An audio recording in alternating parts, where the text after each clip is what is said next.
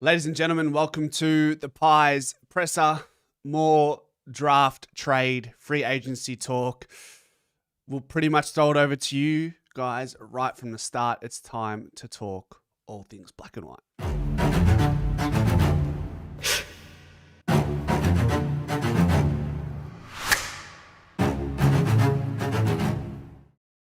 Okay, welcome to you all. Truthfully, not a whole lot of news on the news front, especially with regards to the Elliots and the Maya checks, simply because, well, I think we can all assume that we're all holding our breath until we see the Copeland Trophy on Friday night, which I may or may not do a live stream for, which I'll need to do a poll. I'll do it now before we get started. Should we do a watch along for the Copeland Trophy on Friday night?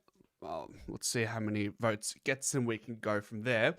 But yeah, look, to save the awkward encounters and conversations, I think that we're simply just going to have to, I think Mychek and Elliot are waiting for the Copeland Trophy to be beyond us, and then they can start to make decisions and have those critical conversations that are probably waiting to be had. I know, or we know, Mychek, or feel that Mychek is on his way out. We are hoping that Jamie Elliott, with the revised offer, will stick around. But yeah,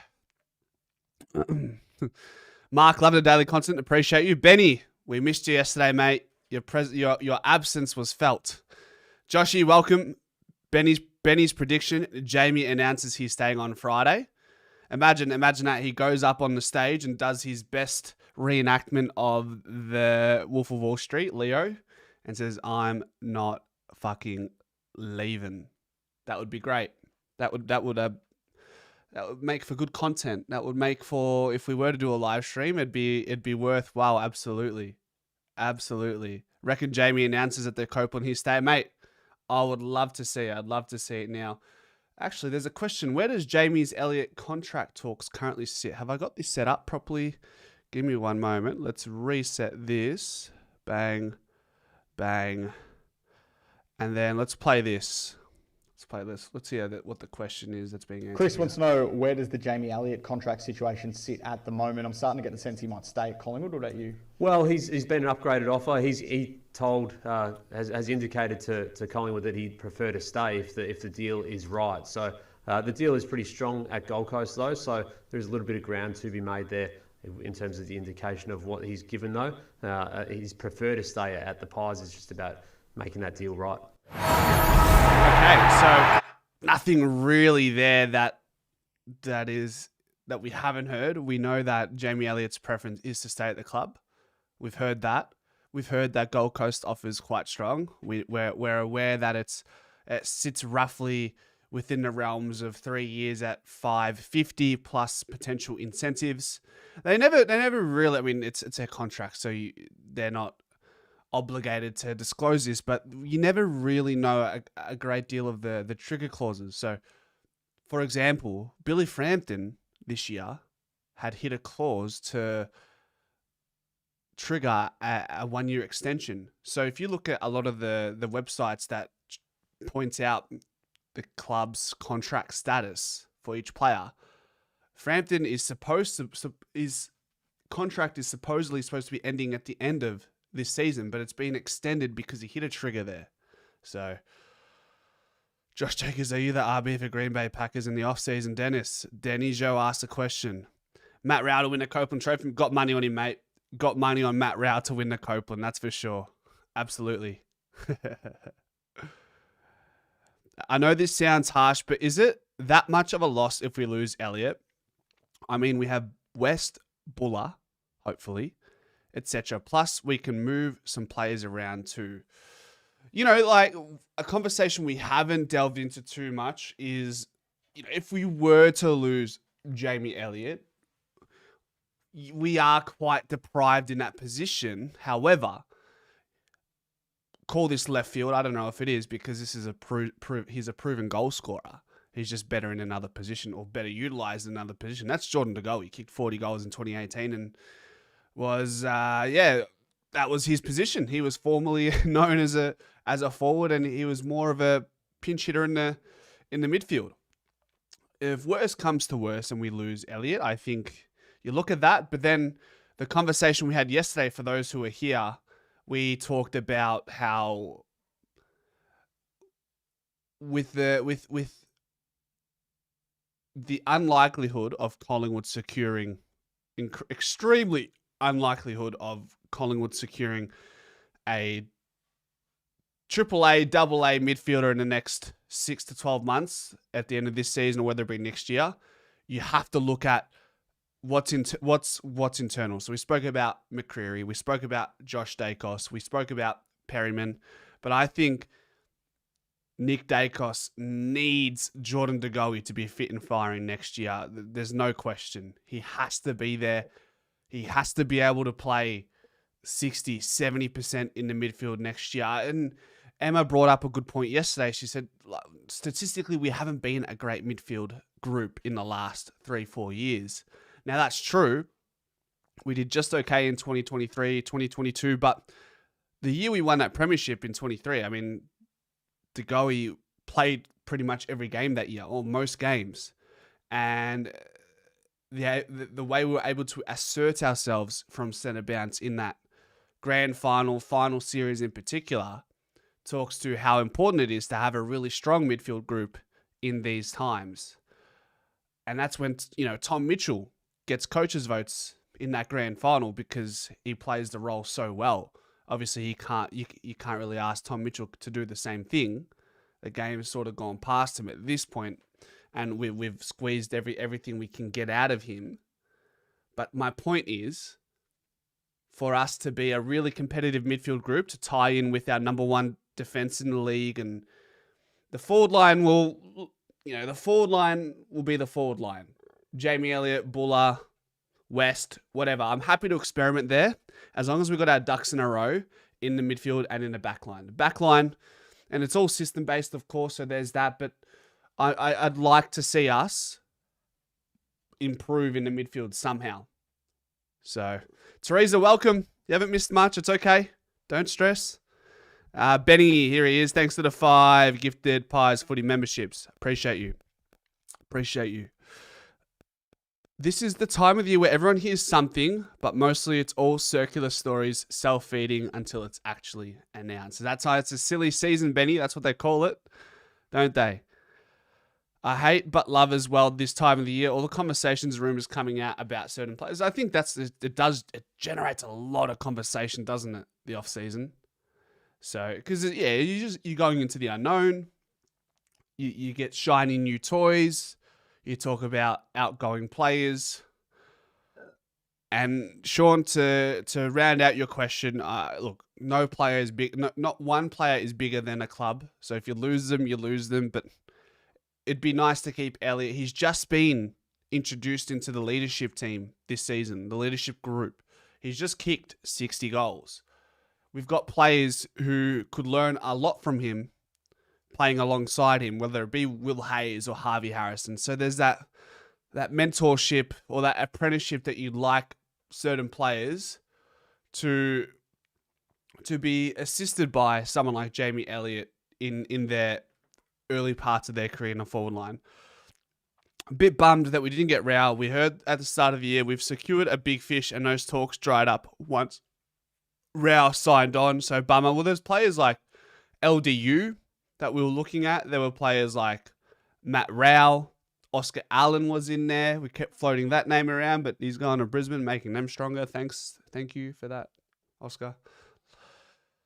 It's definitely exciting. Mostly lots of clubs full of hope and promise for the future. Benny, you said last year you weren't all too into the off season. I imagine it's going to be a little bit different for you going into this one, right? Joshy, this is a time of the year where you either improve or you get left behind with free agency and trading. Obrigado. I'm now getting Portuguese on your ads on your videos. Well, that's because you're probably trying to learn how to speak Portuguese. Fala Português? Eu não falo Português. Vai, Madison Dallarico. Yes, got him. Okay. I think for the next 1 to 2 years, we need to organize our youth a bit more. I really don't like how old our team is. Look, Sean, we were a hop, skip, and a step away from playing in a grand final. So we have to live with the decisions we made to put us in the position we were in. We fell just short of the mark. And I think we are seeing some proactivity in list management. We're getting rid of a bunch of old players. We're telling them to look elsewhere. We're not entirely bummed if we lose Brody Myercheck. We're not throwing out the baby with the bathwater and saying, hey, Jamie Elliott, you should leave as well. They've counter-offered. So it's a balancing act, isn't it? Bit of youth, the youth and the old, and finding the right balance and not just going, complete rebuild. We don't like the R word here. And there's premiership win and there's rebuild. It's like, okay, how can we stay in between that and see where that takes us? I think in a weird way, even though trade radio is all nonsense for the most part, it's a way to stretch things out to help fill the void. Absolutely. Voidoid, if you remember that 10-day trade period? Oh my gosh. I've never refreshed Twitter so much in my life. It was draining the dopamine in my brain. I mean, even right now, like I'm just constantly like, you just have to in this industry. You have to keep a pulse on what's happening on Twitter because that's where all the news gets broken. But it seems like it's a lot of conversations about Charlie Curnow, Flanders, Ugle-Hagan, who may end up at Gold Coast. Might need to prove himself in the VFL before he even gets a contract, to be fair. There's the whole Petrarca conversation, who was a big fish last year for us that was in consideration. Elliott wins us games off his own boot. Must sign, says Magpie Pete. Badri, how are ya? In my opinion, Elliott had such an outlier season this year because we didn't have enough contributors to goal, which is not a good thing either. Our forward line was in disarray at times, and Jamie stood up. So that's why I said last week, I think, Emma, I mentioned that I challenged that the year Jamie Elliott had in 2023 was almost better than this season. Yes, on an individual level, 60 goals is an incredible feat. And you can't paint that in a negative way at all. But what I'm saying is, having that over-reliance on a single player, the inability to create spread in our forward line. But then you say, well, he had to kick 60 because Bobby Hill was missing. And Bobby Hill will give you 30, 40 a year. I don't know what he finished on. I think he still played like 14 or 15 games, Bobby. So it's not like he missed.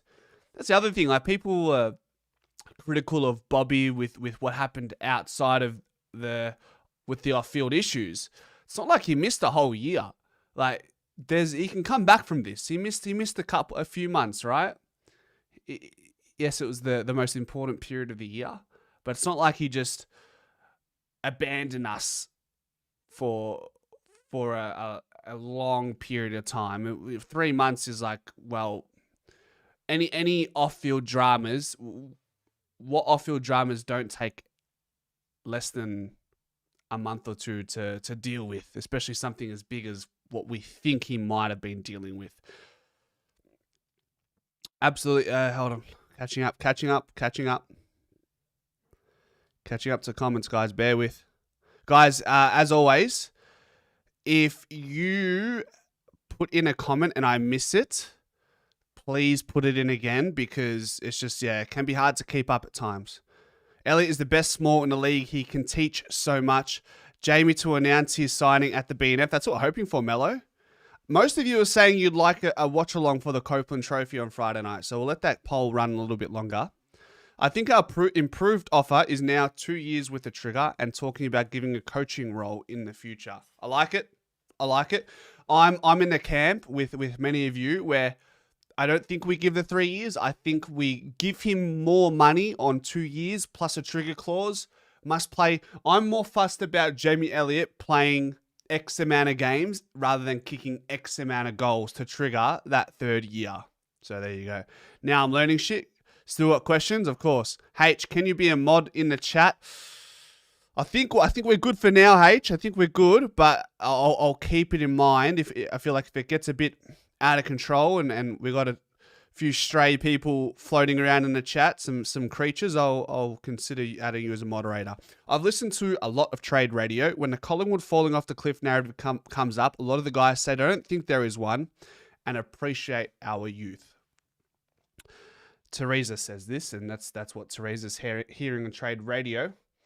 I mean, like we looked at the list yesterday and we were pretty optimistic. I'll open up the best 23 that I put together earlier today in that video. And this is before we make any changes. Well, this is sad because this was the predicted 23 for the prelim. Thank you. That is what I think our best 23 looks like pre-trade, pre-free agency and whatnot. And these players are all, in one way or another, you can justify these players that they're starters, but we've just got them there at depth at the moment. So I'll put that there for you guys to see. I'll change this as well. Best 23 pre-trade. And then we'll just so you can see that. I'll go here, put that there. What's happened here? What have I done? What's going on here, Cass? Sort it out. Is that okay? We'll settle with that, no? Yeah. You guys will get the point there. Oh, it just looks naked now. There's the OCD kicking in, guys. Move on, Cass. Move on. Come on, switch on. We'd love to see TJ Parker or Ryan take the halfbacks, push Josh Houston or Harrison to the wings, and Lipper and Sidey out of the team. We need some changes, an injection of youth, risk, dare, and speed. I think at the front of the line there, Peter, will be Will Parker. I think Ryan, had he not injured his foot, maybe would have had an opportunity against Adelaide in Adelaide ahead of Parker, but the injury was the injury. So I'd like to see a little bit of Ryan next season. I want to see more of Parker. I think TJ has athletic X factor, but one to watch who might, if they fill out and have a great preseason, I'm really excited about what this gentleman here could do, Joel Cochran. I mean, I know I haven't got him in the depth, but he is. Like realistically, we're looking at, as far as the back stocks are concerned, this is how it looks. I'd go here. So you got Ryan. So the thing is with Parker and Ryan, I feel like you know what you're going to get with Parker and Ryan. They're going to be safe as houses if they are to establish themselves. However, you can see these two players in Cochran and Jath. They could leapfrog them just because they have that extra athletic ability. Like Cochran's 6'6", can run, can intercept, had a really good season in the VFL. Jath was dealt with some injuries and missed some portion of the season, particularly towards the back end. Jath, I believe, is also out of contract at the end of next year. So massive, let me just double check. Massive year next year for some of those draftees from a couple of years back, including Di Matteo. So let's just double check Collingwood contracts, Footy Wire. All right, let's have a look.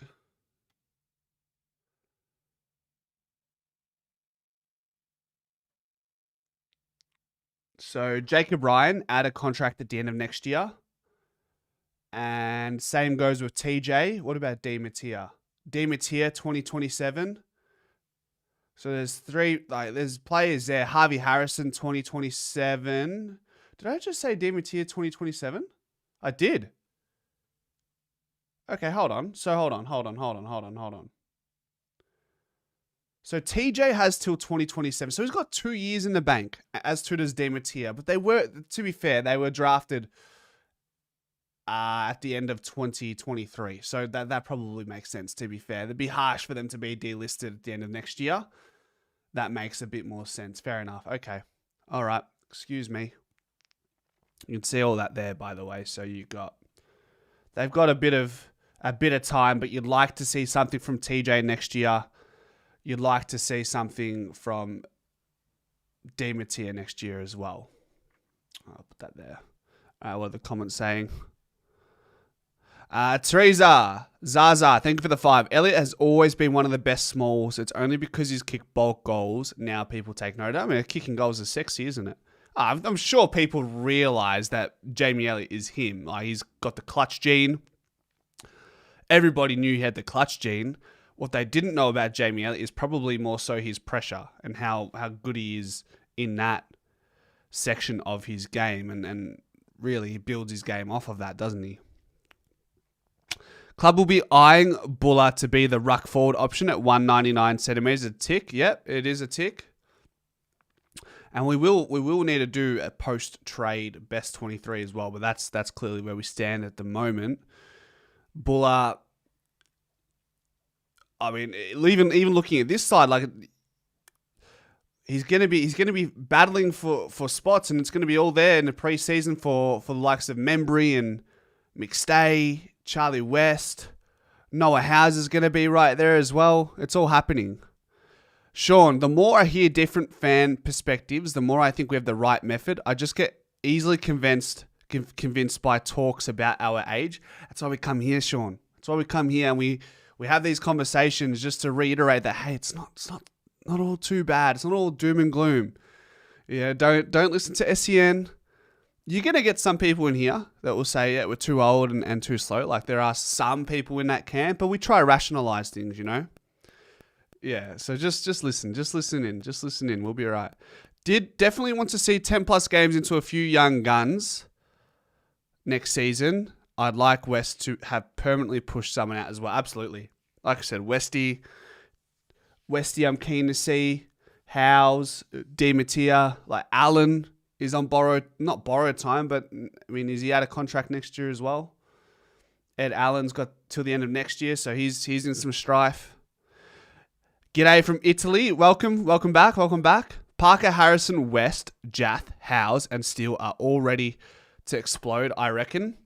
Demetia could as well. Parker, Harrison. I mean, look, you're not going to get ticks next to all of those names, are you, Tark? But some of them you'd like to get a return from. Mello, Jath needs a big preseason. Yeah, I'm a little bit skeptical, but he's had 2 years in the system now. He'll get his third preseason under his belt. It's massive for TJ and Demetia. Oscar Steen surely comes through as forward ruck next season. He'll be competing with the likes of, if Mason Cox is there, I think Steen could push him out. He'd be competing with Buller. Like, you've already got in this 23, you've already got Membry out of the picture at this point. Then you throw in Buller, and if Mason Cox is still there, it's gonna be that for that second/third key position in the forward line. It's gonna be there. It's gonna be hot competition. It really is between Steen, Buller, these players. Yeah, it's gonna be interesting. It's that one I can't put my finger on. I really can't.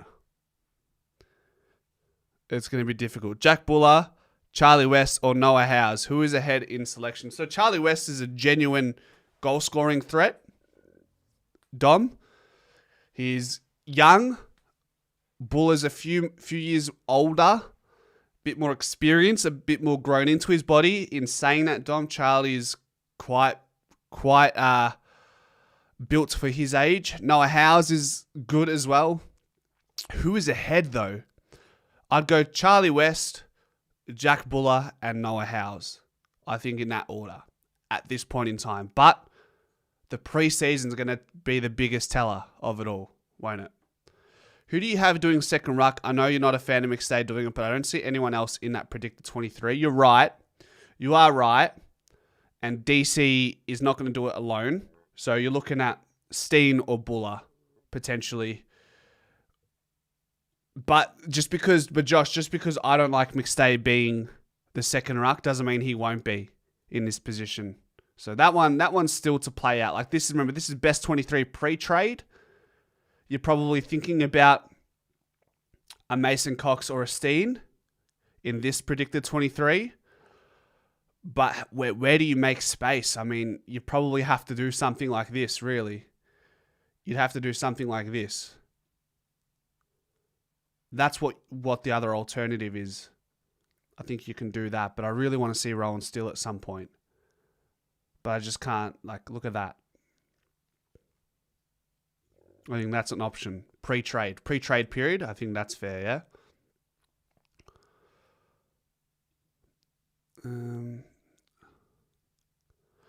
Freddie Jong's in the chat. Welcome, my friend. What's everyone thinking about Bobby? Will he play next year or will he be sorting out his personal issues in the preseason? Hard to tell, MD, but I trust that he'll be back for day one of preseason. I'm sure he'll have all his ducks in a row. JUH and Hill, dangerous combination on and off the field. Yeah, it'd be too much to. I don't want to say baggage, but it'd be a lot to deal with, wouldn't it? That's why you got to pick your battles, especially if Stephen May is going to be a part of the side. But I still think Stephen May and JUH completely different ball game. If you're worried about Stephen May, but you're fascinated in the prospect of JUH playing for the Pies, then it doesn't make sense. You're worried about Stephen May's attitude because he's not afraid to show some emotion, but then you want JUH, who's incredibly troubled, but because he's playing the mental health card, you sympathise for him. But with Stephen May, he comes out and he's this tough bravado type of guy. It's like you guys have a disdain for some toughness and for some really head-on criticism. I mean, yes, in some light, it's not a good look, and sometimes you'll get it wrong, but you just got to, sometimes you deal with it head on. There's many ways to skin a cat. There's many roads that lead to Rome, and there's different ways to give out criticism. But yeah, my point is, you're willing to bring someone in who will fall on the mental health side of things, but then you don't want to bring in someone because they're too, they're too tough and they're too chest out, shoulders back type thing. Interesting. It's interesting. Milano, welcome, Bruno. I hope you're well.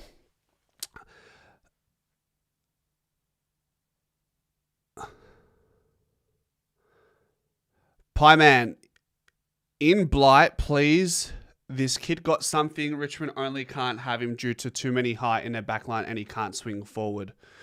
It's look, from what we've seen, he looks like he's worth a shot. Particularly given he will cost absolutely nothing, delisted free agency. I think that's a name that will continue to swirl in the rumor mill, and hopefully he ends up wearing the black and white, and we find out. Why don't we tank and get compensation picks just like West Coast get handed? Poor sods, they're doing it tough. I know. How great, how the great fall, huh? If we thought Guinea was trouble, there's no way Fly is interested in JUH. Trade Radio don't have traditional media on there. They have James Hurd, Liam Pickering, who have way smarter views. John says, do you think Checkers will really leave, or is manager pushing this for a better deal? Look, regardless of whether they're playing funny buggers, I really do think if there's a player that can make way for us and we can compensate, I think it's Myercheck. And you need that so that you can bring in a Charlie West, so you can try Noah Howe, so Jack Buller gets a shot. I think that's someone we just have to say, look, we've loved what you've done for the club. We're not offering you any more than what's on the table. If you want to go to Melbourne at 3 years, go ahead. We simply do have to make way in some way. And that man in that goal square right now on the screen, Charlie West, we just have to see him next year. We really do. We do. We do. We've got to see what he's about.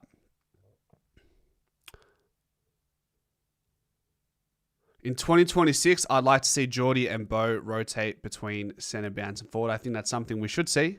Voidoid, absolutely. They should be training partners in the off-season / pre-season and get their body in a good position to withstand the conditioning that's required in the midfield. Geordie's done it before. Bo hasn't. So, yeah, very much a watch this space here.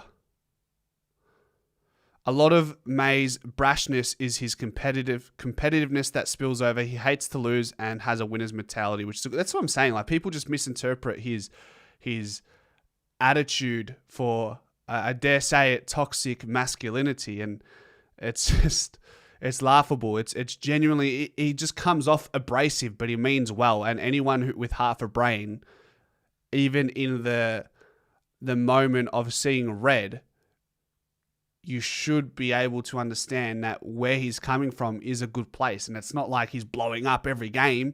Like, we really are just inflating that moment that we saw between himself and Max Gawn. He might do it once or twice a year, but gosh, come on. Like, this guy just wants to be a winner. He's got a winner's mentality, and that's everyone will express that in different ways. MD says, hey Void, I'm a believer in giving everyone a second chance. Never know, he could be looking for a different avenue to get out of the spotlight he was getting with the Dogs. I mean, look, I think getting out of the spotlight is not coming to the Collingwood Football Club. I don't think he could handle it. Not at this point in time. I think if it's anywhere, it's Queensland. Even then, it sounds like if it's not Gold Coast, he might be playing in the VFL next year, needing to prove that he has that commitment that we spoke about. Apparently, the Hawks are going to the USA for the training block in the off-season. I wonder if the Pies would consider something like this. Just caught my eye in the news cycle today. Well, the thing is, Emma, like those group of players that are going to the USA, I assume it'd be the younger players. And they're all 22, 23, 24, 25. They're all probably mates. They're probably, I'd say majority of them would be single if I had to guess. So they have that autonomy, that freedom to go and do these things in the off season. I just don't know if Collingwood would do that. Like, you do look at the list, and it's a lot of guys with partners. Some of their, like, DeGoey's partner's pregnant. You got a lot of fathers in there. So I just don't see us doing that unless it's like it's a club facilitated trip. Checkers going, opens game time for Charlie West, says MD. Mello, sorry. Agreed. If Fly honestly thinks we can win it, then I think we take May. Harris Andrews showed the difference between a star fullback and what we call a great fullback game from Frampton. Two different stratospheres. Yeah, well, clearly Harris Andrews is the bee's knees, and we've seen Stephen May at his best. And I can only go off what I've seen recently, and I saw him against Collingwood in that last round. And I thought he had Jamie Elliott's number up until the last quarter, and that was when Collingwood really released the shackles and moved the ball swiftly from end to end. And when the ball's moving like that, it's hard to defend. And when you got Jamie Elliott running on the lead and having his way, he's not going to be beaten by many. But for the most part, I thought Stephen May did really well on Jamie Elliott. Throw the ball in the midfield, Maynard. Yeah, I don't know. Maybe, but like, do you want to invest in Brazzy going into the midfield? I mean, look, if there's that group of players in the back line where they're medium-sized, you talk about Quaynor, Perryman, Brazzy, Houston, you look at, who else is in there? Reef, you look at Parker, you look at Ryan, look at Jath. Like, maybe there's a midfielder in there, but I don't know if it's Brazzy. I think I'd like to keep Brazzy in the back line. Brazzy's so good, like so good 1-on-1. The only two players that I've ever seen, maybe help me out guys in the chat, the only two players that I've seen beat Brazzy consistently those two players would be Toby Green. He does that quite consistently. And he's beaten by Cam Rayner as well. Does he get beaten by anyone else, though? We've got to do what Brisbane did this year and not be afraid to play the youngsters. Well, they've definitely shown us a blueprint, haven't they, strangers? So, look, there's one thing to play the youngsters, but you got to play these kids who are seemingly ready, yeah? So can you throw in a McGuan? What can McCarthy be? What can Charlie West be? And then you start to have this optimism, but they're not the Ashcroft brothers, are they? They're not going to be the Ashcroft brothers. But why can't Charlie West be Logan Morris? Why can't Tom McGuan be, why can't he be Levi Ashcroft on the wing? I think maybe that is more realistic. McCarthy, what can he be? Lohman, do we have a small, like Will Hayes, can he do, Lohman, I don't know. I'll get nervous comparing these Brisbane players to our youngsters. I don't think it's quite fair, is it? But that's why we need these players to front up and show us what they're about next year. But what we do know is you can bring in youth. You can bring in youth and win a flag. Like Marshall, I think, but these kids from Sandy, they're different. They just win. Marshall, we haven't spoken much about him, but Marshall was a player who was best on in the Coates Talent League Grand Final. And I think he was Academy, wasn't he? Was he Academy as well, guys? Is it Sam Marshall? Brisbane Lions, Academy player. And he played for Sandy, right? Yeah, he played for Sandy. Part of the Lions Academy. Just looking at his numbers. He averaged 23 touches a game and what else? Did he kick goals? Yep. What about Gallup? He was also an Academy player. So clubs are going to look at Brisbane as the blueprint. They're going to say, hey, some of these young kids, maybe you can win a flag with two key forwards that are fucking 18, 19 years old. Like, it's incredible, isn't it? Was Callett from Sandy as well? No, he's just Lions Academy. Okay. But they knew he was something. But they're not Ben King size, are they? Logan Morris and Ty Gallup. Was Logan Morris? Was he? Don't tell me he was Sandy as well. Was he? He wasn't. I'm thinking another club, aren't I? Please tell me he's not fucking Sandy. Western Jets. Okay, that's unusual. That's where Tommy. So he played with Thomas McGuan maybe 3 years ago. If McGuan played as a bottom major. But yeah, these guys, like, they're not. I mean, look. To be fair, Gallup was 194 in his draft year. What he could be now, he'd be taller. 194 centimeters in feet. Please remind me, is 6'3". Logan Morris is a bit shorter than Ty Gallup. Guys, sorry, I am just gonna have a look at the chat now. I think we saw a donation from Mr. Ben. Benny, you've already convinced me on May, mate. Well done, but mainly for backup, right? Do we drop a younger player's learnings for him to occupy that spot? So that's the battle we have in balancing trying to stay relevant in this premiership window and also preparing for the future. And this ties in with what we're talking about right now. Like, we can do it with youngsters. I would say, look, Benny, I'd say, mate, if I was Roughhead at the start of preseason, I'm grabbing fucking Frampton by the collar. I'm grabbing, who am I grabbing here? Reef. And I got Stephen May. And I go, you lads, you're all fighting for that spot. And mate, Jeremy, come over here. Jeremy Howe, come over here. You're very important to us, but you're not impervious to this as well. You're capable of not being in the side in 2026. So you blokes, Roughhead's his tall boy, 6'5". He's like, all right, it's on you guys. And that's what I say at the start of preseason. I say, age, whatever. If Reef is having a better preseason, then Stephen May doesn't start.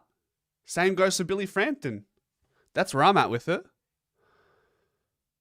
You know what I'm saying? Is Pendles ever going to retire? I'd say this would be his last year. Blue bagger. A spread of goals is far better than someone winning a Coleman. Charlie is 194 and a brick wall. Brisbane don't rely on Morris and Gallup to win. They showed everyone that in finals, key position forwards don't win you games. Yeah, well, their medium-sized forwards did a job, don't they? They continue to do it. Lohman, more small though. Rayner, but he marks like he's tall, doesn't he, sometimes? Both Rayner and Lohman. Bailey, Archie. That's what got us flag. Parts what got us the flag in 23. You had Jamie Elliott. You had Bobby Hill, Mr. Bobby Norm. So there's definitely many different paths to victory, right? But it'd be nice to have some polarizing key tools in that forward line.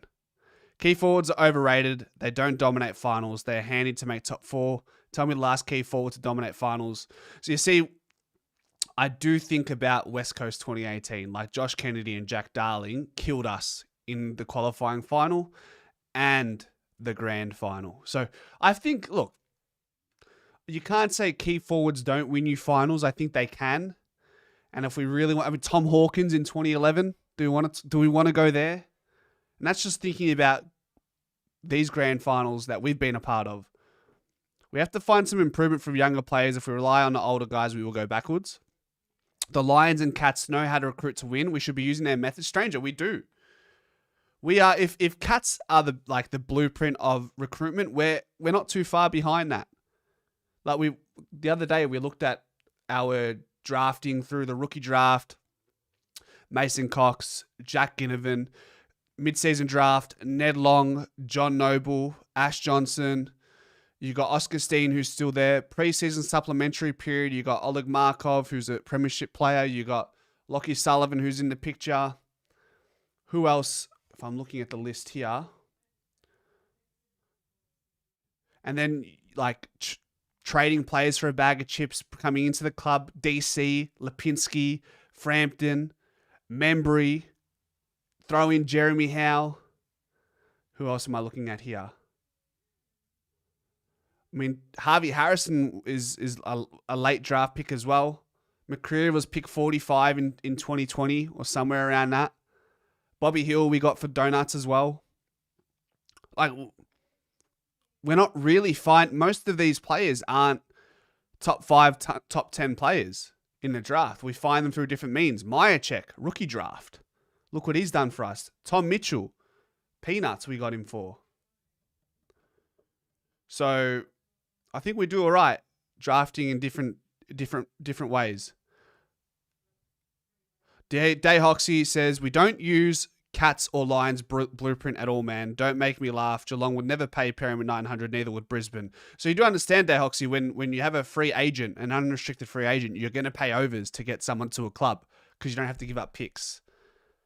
And I don't know, do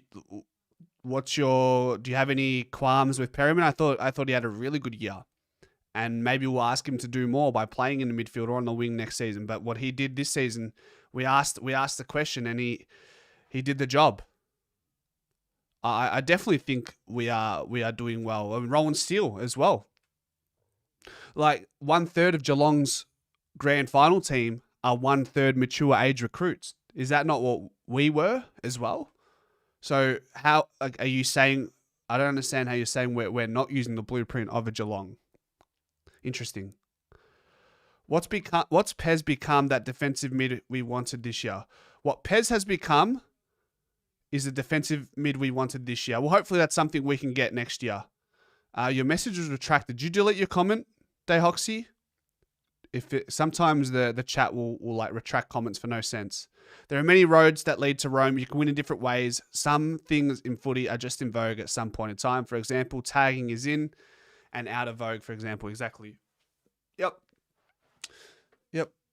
Many roads that lead to Rome, many ways to skin a cat. What are some other analogies that are of similar? Yeah, because we are so defensively strong, aren't we, Teresa? Go watch the prelim. What's going on? A bit of beef in the chat. What have I missed? Perriman will be able to step into Pendle's role eventually. I know Pendle's does play a very good defensive role at times in the midfield on those inside midfielders. But like, you can't say Perriman's going to offer what Pendles offers forward centre. We're not saying that, are we? Geelong and Brisbane wouldn't pay Perriman 900. Doesn't matter if he's unrestricted. They would never do it. Don't tell me you're happy with Perriman 900. Bailey Smith isn't even on 900. I think Perriman's done his job, mate. Geelong had to give up a first-round pick for Bailey Smith, hence why it probably isn't on 900, and I can't confirm that either. Perriman was the new Swiss Army knife, doing a little bit of everything. Is Sidebottom retiring this year? Probably. Probably, if I had to guess. An educated guess right now. Tim Van Coilenberg, welcome. Geelong have two flags in the last 11 years, which is epic, but they have heaps of prelim losses and now grand final loss. No hate, but they're looking like Sydney's record. Well, I mean, it's more a testament to them that they find a way to just show up and be relevant at the end of each year, and they give themselves every chance. I'd rather be in that position than not, though. I'd rather be in Sydney's position than not. We can't rely on Sidey and Pendles next year, so players like Perriman will need to step up. Perriman was very reliable this year, says Brendan. I think Callum Wilkie is an amazing option for the back. Yanni, he's going to... I don't think he's going to leave St Kilda. He'll be the captain of that club soon, I think. We wouldn't be able to afford him on a trade table, not this year. That's why the club is cooked, because supporters are happy with stuff like that. It's going to bite us in the ass very soon. Don't say you didn't hear it here first. Breaking news from Dayhoxy, huh? Were you happy with all of this when we were in the prelim? What was your mood going into the final series? What was your mood when when we secured top 4, we were first for most of the season? Like, you got to go for it, don't you? You got to go for it. Regardless of whether we bottom out, like, we went for it this year and we got close, and you get to a prelim and you lose against the eventual premiers. We weren't far off it. People need to get over the idea that you need 25 touches a game to be good. Perriman did more than that, and he stood up when we were playing like dog balls at the end of the season. He stood up when we needed him in the final series. He stood up. He was solid, more than solid. And unfortunately, numbers will not be able to tell you the full story. I thought we'd lose to Brisbane, and we did. Was surprised we got through Adelaide. Once again, it's a prelim. We weren't far off it. Brisbane were the best team in the league, and we were up at halftime against them. And we can talk about what ifs, but imagine if we went into that second half with this relentless nature to go in and kill the game, which I think was our biggest killer in the end. I genuinely think our mindset going into that second half, we didn't have that kill now mentality. We didn't want it enough in that moment. If that was different, I reckon we would have been in a grand final if we want to narrow it down.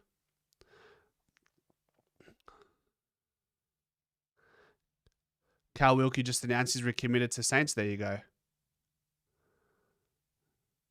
Seems like most of you would like to do a watch-along for the Copeland on Friday, so I think we can... Hey, look, all I'm saying is there's 100 of you that have voted. 80 of you have said yes. I expect to see 80 of your faces in the live stream on Friday. Even if Pies have won 2 premierships in the last 15 years, lost one, a lot of prelims, prelims, Pies forever, you just got to keep putting yourself there. Matt Rao won the Brownlow because of Pez's wage. If we got over Brisbane, would have got over Geelong in the grand final. That's how close we were, Dom. That's how close we were. Absolutely. Pies' oldest 5 players retire, and suddenly age isn't an issue. Strange. You definitely players like Sidey and Jeremy and Pendles, they're all, inflating the age. We'll see, Deoxy, we'll see. Oh, look, we'll earmark this conversation. And we'll see where we're at next year. I think, if you ask me right now, pre-trade, maybe even post-trade, I say I'd like to think we're still a top 6 side. I'd like to think we're a top 6 side and we can balance the rebuild. And I'd like to see younger players. Charlie West on the top of the list. Harvey Harrison. those are probably my top 2 players that I want to see really tried and tested next year. I'd like to see Dimatia, Giath, Cochrane, Ryan all tried in the meanwhile. I'll live with top 6 at this point, but I'm not putting a ceiling on where we could be. So Pendles and Sidebottom can play on either side of the field, forward and backline, and allow the midfield to evolve and move away from life with Pendles and Side in the middle. Yeah, Blue Bagger, it's all right. It's conversation, isn't it? Zorko's old. Why does no one talk about that? Yeah. Pendles was one of our best players. I mean, he'd be close to top 5 in the Copeland this year. And if not that, I would still say he's been exceptional. Guys, I want to leave it at that. Guys, without the news, it's crazy how easy it is to generate conversation in the chat with you guys. Sometimes I go into these streams with no news. And I'm like, fuck, what are we going to talk about?